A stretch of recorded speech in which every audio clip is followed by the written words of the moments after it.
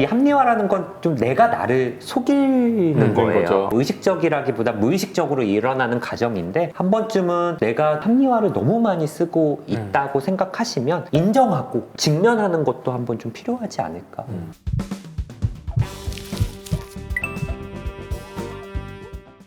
안녕하세요. 멘탈 탄탄입니다. 방어 기제 시리즈를 지금 준비하고 있는데 네. 이제 합리화에 대해서 좀 다뤄보려고 합니다. 정신과 교과서에는 이솝우화 여우와 포도라는 에피소드에서 이 합리화를 설명을 해요. 여우와 포도라는 게 뭐냐면 여우가 배가 너무 고픈 거예요. 이렇게 걸어가고 있는데 포도나무에 포도가 열렸어. 여우가 이거 계속 먹으려고 했는데 실패하는 거예요. 얘기를 하죠. 저 포도 실 거야. 맛이 없을 거야. 이렇게 하면서 떠나는. 이런 게 이제 저희는 합리화라는 방어 기제를 설명을 합니다. 내가 어떻게 인정할 수 없는, 인정하기 싫은 어떤 동기들을 무의식적으로 감추고 합리적으로 막 의식적인 레벨에서 설명하는 그렇죠. 이런 방어 기제, 나를 보호하기 위한 어떤 일이 뜻대로 안 됐을 때 그 괴로움을 좀 벗어나기 위해서 그럴듯한 이유를 만들어내면서 내 행동과 생각을 정당화하는 그렇죠. 이런 게 방어 기제죠. 좀 짧게 말하면 핑계 되는 거죠, 이제. 맞아요. 이해가 쉽네요. 핑계 대는 이준영 쌤이 아까 이제 촬영 전에 저는 이걸 좋아한다, 많이 쓴다 이랬는데 좋은 건가요? 방어 기제 중에서도 나쁜 게 있고 그래도 좀 중간이 있고 좋은 것도 있는데 합리화는 좀 중간쯤에 있거든요. 적절하게 쓰면 되는데 요즘에 뭔가 자기 합리화라고 해서 잣대가 너무 가혹한 면이 있는 것 같아요. 그러니까 나를 그냥 보호하는 생각인데도 난 너무 자기 합리화를 하는 것 같아 하면서 정당한 생각까지도 너무 합리화로 안 좋게 취급을 하는 게 있어서 방어력이 좀 떨어지는 게 아닌가. 그래서 오히려 좀 적절한 방어 기제 쓰면 나를 보호할 수 있는 자책을 하지 않고 너무 이렇게 자책을 하는 사람들은 쓰는 게 좀 나을 수도 있고 실제로 그게 합리화가 아니고 사실 정당한 생각일 수 있거든요. 자기 합리화하지 마 이런 문장으로 자꾸 자기를 더 폄하하는 근거로 사용하는 것 같아서 그런 건 좀 지양을 해야 되고 이제 말씀드릴 건데 합리화는 실제로는 조금 더 병적인 부분이 있는 거니까 맞아요. 사실은. 적절한 방어 기제면 좋은데 이게 너무 지나치고 자주 쓸 경우는 진짜 내가 뭘 원하는지를 모를 수 있고 맞아요. 상황 자체를 좀 왜곡해서 볼 수가 있거든요. 내가 진짜 마음에 드는 이성과 소개팅을 했어요. 잘해보고 싶고 애프터 연락도 하고 뭐 이랬는데 속된 말로 까였어요. 까이면 이렇게 얘기하는 거죠. 아 뭐 사실 마음에 안 들었어. 그렇지. 내 스타일 아니었어. 아 나 요즘 바빠서 어차피 연애할 시간도 없었어. 이러는 게 사실 어떻게 보면 합리화. 내가 이 사람을 마음에 들고 연애하고 싶은 마음도 있는 건데 그거를 너무 왜곡시켜 버릴 수가 있다는 거죠. 아 차였다. 뭐 이렇게 얘기할 수 있는데 나는 연애하고 싶지 않았어. 내 욕구나 마음까지도 왜곡해서 생각을 하는 거니까 이런 부분들 아주 흔한 게 친구들끼리 많이 보는 부분이에요. 뭐 친구가 공무원 시험에 합격을 했어. 에듀윌인가요?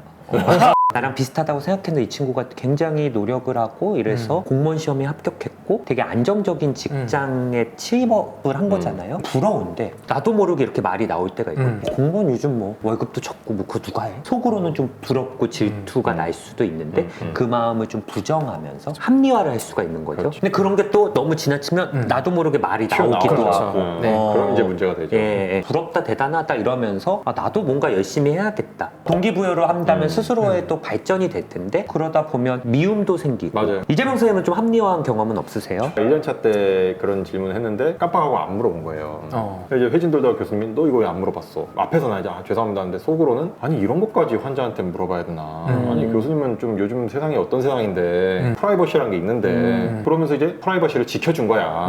이걸 묻지 않음으로써 이런 식으로 약간 저의 자존심을 좀 회복하고 스스로가 그러니까 자기 합리화를 통해서 사실은 안 좋은 거죠. 그 교수님이 말씀하신 게 맞죠. 궁극적으로는 환자를 정확히 파악해야 내가 그 정보를 얻어서 제가 환자를 치료하는데 좀 도움되는 방향으로 우리 했어야 되는데 이제 그거를 놓친 건 제 책임이지만 제가 그 책임을 피하고 싶어서 그런 합리화라는 어떻게 보면 방어 기제를 쓴 것 같아요. 그렇죠. 합리화가 또 문제가 되는 게 저 포도 맛없을 거야 실 거야 하고 가는 것도 있지만 이런 그 포도를 따려고 노력하는 다른 여우들을 또 폄하하는 것도 그렇죠. 이어갈 수가 있어요 사실은. 그럼 그 노력을 하는 사람들 자체를 낮게 봐야 이게 또 합리화가 되는 그렇죠. 부분이거든요. 사실 이렇게 되면 더 큰 문제가 좀 그렇죠. 발생할 수가 있는 거죠. 어떻게 보면 합리화를 너무 많이 쓰고 폄하하고 방어 기제를 많이 쓰는 분들이라면 내면의 어떤 열등감이나 컴플렉스가 좀 많은 경우가 있습니다. 나를 나르시스트들이 또 합리화라는 방어 기제를 또 많이 많이 쓰죠. 써요. 나르시스트가 상당히 취약하잖아요. 맞아요. 겉은 강하게 보이지만은 사실 자존감이 되게 낮은 사람들이기 때문에 네. 이런 걸로 방어를 해야지 겨우 살아갈 수 있을 것 같아요. 그래서 뭔가 일이 잘 안 풀리면 이걸 다른 사람 탓을 하면서 그렇죠. 뭐 상황을 탓하면서 이 상황을 합리화하려고 하고 그렇죠. 또 나르시스트가 착취적이고 이 과정에서도 합리화를 써요. 맞아요. 그러니까 이 사람을 막 도구로서 이용하면서 그 사람한테 도움이 되려고 한 거지. 자기 실력 키우는데 맞아, 맞아. 얼마나 도움이 돼? 자기 행동을 합리화하는 거죠. 적당히 쓰면 내 자존감을 유지할 수가 있는데 보호하고. 너무 많이 쓰면 발전을 가능성을 좀 저해할 수가 있어요. 뭐 누가 좋은 일 있을 때 막 칭찬해주고 부럽고 이런 사람들과 같이 있고 싶지? 야 그거 왜 하냐? 뭐. 야 그거 요즘 별로지 않냐? 투덜투덜 대는 사람들은 매력적으로 보일 수가 두고 싶지 않죠, 없죠. 곁에. 여우와 포도, 이소부화를 다시 예를 들면 이걸 포도를 내가 따려고 노력을 했는데 사실 안 됐어요. 그럼 그 부분은 인정을 하는 거야. 그렇지. 너무 배고픈데 내가 지금은 저걸 못 땄다. 다른 먹을 거를 또 찾으러 가는 거예요. 내 능력이 부족해서 이번에는 안 됐다. 그러니까 쉬운 먹잇감을 좀 찾아야겠다 이러면서 다른 걸 찾고 근데 옆에 다른 여우들이 그 포도를 먹고 있어요. 그럼 좀 궁금하잖아요, 솔직히. 어떻게 했는지. 어떻게 땄어? 야, 어떻게 땄어? 그 정말 맛이 없는지 맛있는지 물어보기도 하고. 그렇죠. 되게 궁금할 것 같아요. 조금만 달라고도 할 수 있고. 한 입만. 그러면 조금 더 발전할 수 있지 않을까. 그렇죠. 이 합리화라는 건 좀 내가 나를 속이는 거예요. 거죠. 의식적이라기보다 무의식적으로 일어나는 과정인데 이 패턴이 너무 반복되고 그러다 보면은 무가치해지고. 그냥 이런 느낌으로 좀 갈 수 있어서 한 번쯤은 내가 합리화를 너무 많이 쓰고 있다고 생각하시면 인정하고 직면하는 것도 한번 좀 필요하지 않을까. 그러니까 사실에 근거한 거면 맞아, 사실에 그건 합리화가 아닌데 가끔은 자체를 너무 많이 하는 분들은 사실인데도 그걸 합리화라고 난 합리화하면 안 돼 하면서 그것마저도 좀 외면을 해버리니까 맞아. 그런 경우는 좀 잘 구분을 해서 이 합리화가 실제 사실에 근거한 건지 아니면 내가 좀 핑계를 대는 건지 이런 거 잘 보면 아니까요. 영상을 보신 분들은 내가 합리화를 쓰고 있는지 아닌지 좀 궁금하실 것 같아요. 이게 근거가 있는 건지 아니면 내가 방어 기제를 하고 있는 건지. 그걸 살필 때 먼저 사실에 근거한 것인가를 보는 게 중요할 것 같아요. 근데 이제 그런 걸 우리가 알려면은 분석을 해봐야 되는데 그냥 머릿속으로만 생각하지 말고 한번 그거를 적어보면 좋을 것 같아요. 왜냐면 내가 이제 한번 머릿속으로 생각한 거를 이렇게 객관해서 적어보면은 그런 다음에 그걸 마치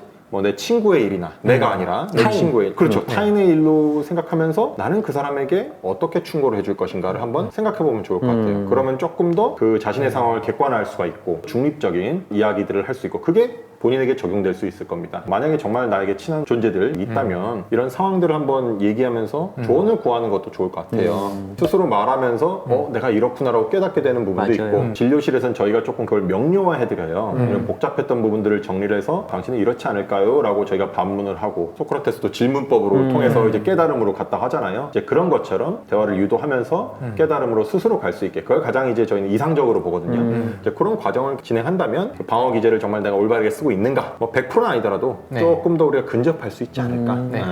그렇게 생각해 봅니다. 그래서 저희가 이제 방어 기제 시리즈를 좀 준비하고 있는데요. 댓글로 궁금한 어떤 방어 것들이? 기제들에 대해서 또 이렇게 질문을 해주시면 저희가 또 그래도. 준비를 해보도록 하겠습니다. 네. 예, 감사합니다.